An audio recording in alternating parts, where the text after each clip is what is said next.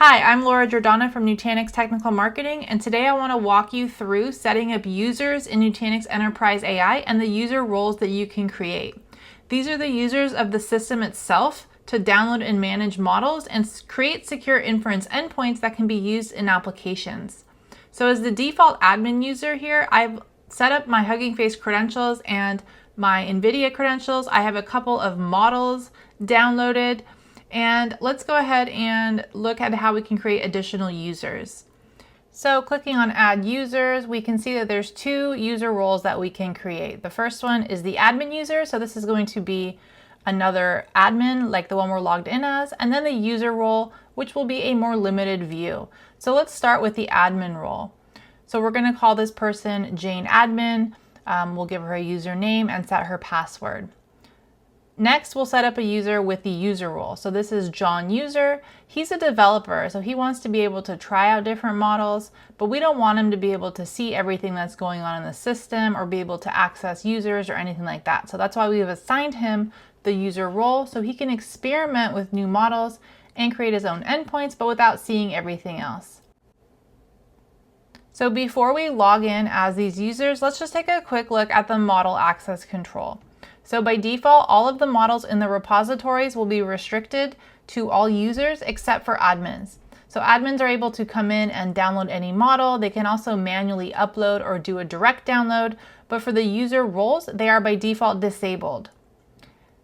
So if we look at the allow list for NVIDIA NGC, for example, we can see that we're allowing two models, Llama 318B Instruct and GPT OSS 20B.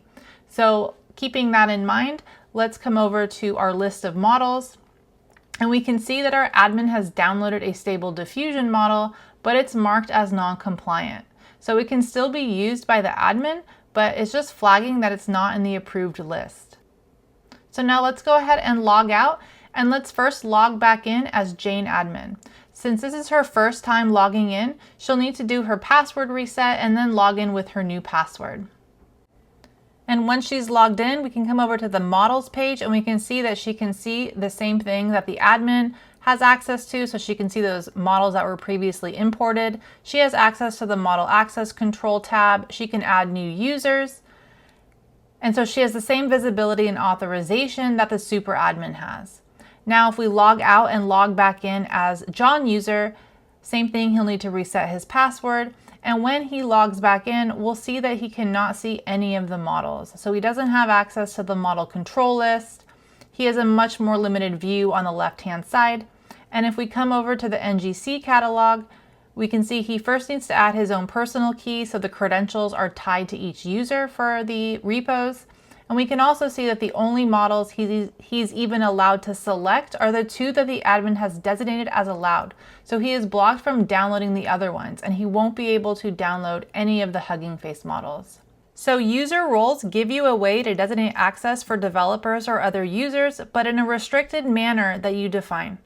For more information, visit nutanix.com/NAI, and we'll see you in the next video.